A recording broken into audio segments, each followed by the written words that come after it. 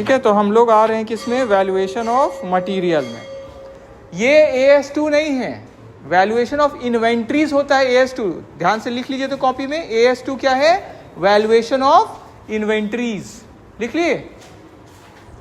ये क्या है, बस आपको मटेरियल का आपके सिलेबस में वहां लिखा हुआ था कि मटेरियल के ऊपर मेनली है, तो इसीलिए ये अलग से है, लिख लिए। AS2 क्या है, वैल्यूएशन ऑफ इन्वेंट्रीज। अगर 1 मार्क्स का क्वेश्चन आएगा, ये आ सकता है आपका कि वैल्यूएशन ऑफ AS2 क्या है, वैल्यूएशन ऑफ ये, तो उसमें वैल्यूएशन ऑफ इन्वेंट्री टिक करिएगा। क्लियर हो गया।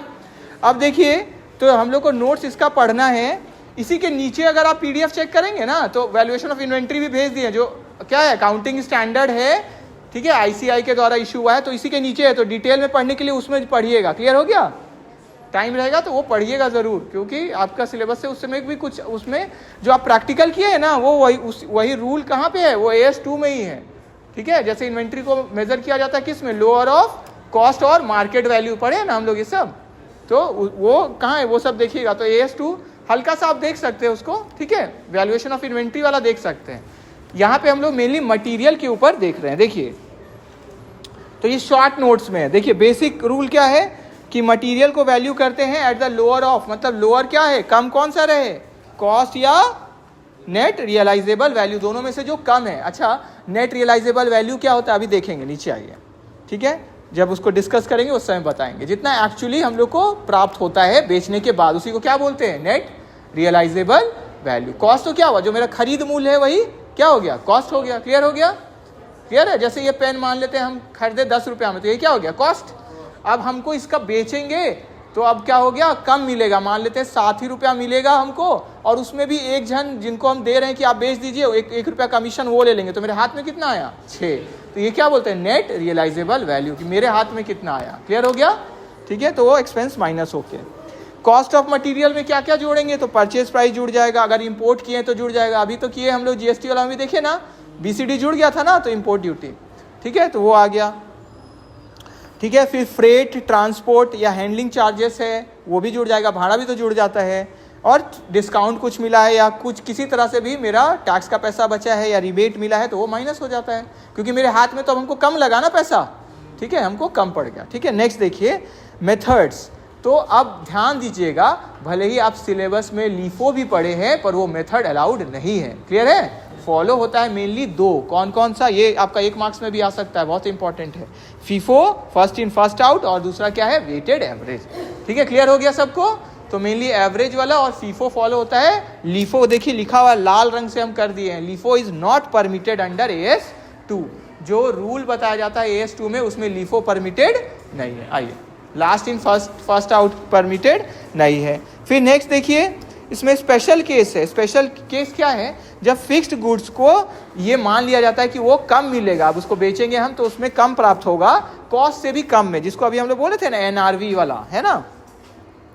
तो इस केस में, लेकिन अगर यहाँ बेच तो रहे नहीं है हम, है ना, तो अगर मेरा क्या है, वैल्यू क्या है, हम लोग कर रहे हैं, ग्रुप में है हम लोग, वैल्यूएशन ऑफ इन्वेंट्री पिन किया हुआ है, उसमें देख लीजिए आप लोग। Raw material should be valued at replacement cost. जब ऐसा होगा कि आपको लगे कि कम ही प्राप्त होगा आपको, तो आप रिप्लेसमेंट कॉस्ट में उसको शो कर सकते हैं, मतलब जो अभी आपको खरीदने पे जो पैसा देना होगा उस चीज़ का, है ना, करेंट परचेज प्राइस, ठीक है। तो वही हमारा क्या कहलाएगा, NRV। NRV क्या है, नेट रियलाइजेबल वैल्यू। क्लियर हो गया सबको, ठीक है। अब देखिए इसमें केस, अब एग्जाम्पल के से समझाया गया है। Normal case, cost of material per unit कितना है, 100 रुपया। NRV कितना है, कितना मिलने का आपको चांस है, 110। तो यहाँ कम कौन सा हुआ, कॉस्ट की NRV कम हुआ, कॉस्ट। तो लोअर पे ही हमको दिखाना है, इसमें तो कोई, हम लोग लोअर पे दिखाएंगे। तो 100 रुपया कम है तो उतना ही पे, क्योंकि हम लोग अकाउंट्स में कॉन्सेप्ट पढ़े ना, याद है आपको, कंजर्वेटिज्म या प्रूडेंस, जो क्या बोलता है, anticipated losses should be accounted for, कि अगर आपको लगता है कि लॉस हो रहा है तो उसको आप रिकॉर्ड करिए, लेकिन प्रॉफिट को रिकॉर्ड नहीं करते, इसलिए 110 पे रिकॉर्ड नहीं कर देंगे, 100 ही पे करते हैं। क्लियर हो गया। तो लोअर ऑफ कॉस्ट, इसे मतलब जो कम वाला है, कॉस्ट या मार्केट प्राइस या NRV है तो NRV जो कम वाला है उसको ही हम लोग लेते हैं, ठीक है। अब देखिए दूसरा, NRV is less than cost. NRV कम है, मतलब मिलने का आपको चांस कम है, 90 ही रुपया मिलेगा 100 रुपये का चीज़ के लिए, तो मेरा वैल्यू क्या होगा, कितना पे रिकॉर्ड करें हम इसको अब, 90, ठीक है।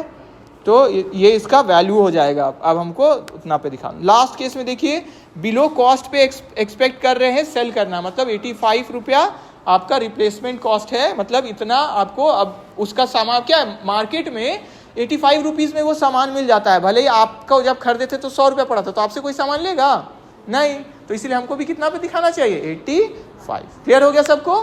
ठीक है, तो मटेरियल वैल्यूड एट ₹85, ये रिप्लेसमेंट कॉस्ट पे ही मतलब हम लोग दिखाएंगे। समरी में जो ऊपर पढ़े हम लोग, ठीक है, लोअर ऑफ कॉस्ट और NRV मेथड दो है, फीफो या वेटेड। लिफो तो अब हम लोग नहीं यूज़ कर सकते हैं, एज पर AS2 लिफो नहीं अलाउड है, ठीक है। और फिनिश गुड्स वाला जो अभी पढ़े, अगर कॉस्ट से कम है तो हम लोग उसको रिप्लेसमेंट कॉस्ट पे दिखा देते हैं।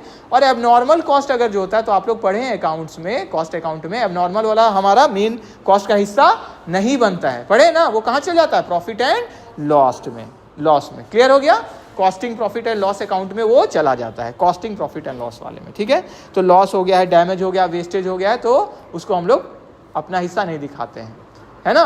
जैसे दुकानदार एक बोरा आलू ला रहे हैं, अचानक क्या हुआ कि बारिश का सीज़न था, ठीक है, और गड्ढा उड्ढा था, तो क्या हुआ, वो आलू का बोरा भी मान लेते हैं थोड़ा फटा हुआ था, या किसी तरह से भी गिरा आलू, उनके पास बचा 1 ही kg।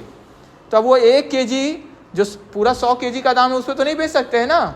मान लेते हैं 10 ही रुपया kg करके लाए हैं, तो अब 1000 में तो 1 kg नहीं बेचेंगे, कोई लेगा उनका नहीं, तो एबनॉर्मल उसका हिस्सा नहीं बनता, वो कहाँ चला जाता है, कॉस्टिंग प्रॉफिट और लॉस अकाउंट। क्लियर है सबको? इसी तरह फायर हो गया, किसी तरह भी डैमेज हो गया, तो मेरा मेन प्रोडक्ट का कॉस्ट पे इफेक्ट नहीं डालता है। देखिए, तो उसी का फिर नीचे में अलग अलग केस है जो ऊपर हम लोग पढ़ लिए, ठीक है। अब नॉर्मल लॉस और एक्सपेंस का देखिए, वेस्टेज लॉस हुआ है 10, ठीक है, तो एबनॉर्मल वाला है तो वो हमारा मटेरियल कॉस्ट का हिस्सा नहीं बनता। बाकी ऊपर वाला तो हम लोग डिस्कस कर लिए हैं, ठीक है। क्लियर हो गया? तो अगर एबनॉर्मल है तो वो हमारा नहीं बनेगा हिस्सा, ठीक है। तो नीचे में वही चीज़ लिखा हुआ है, ठीक है, जो हम लोग कर लिए ऊपर। आइए अब नेक्स्ट वाले में चलिए।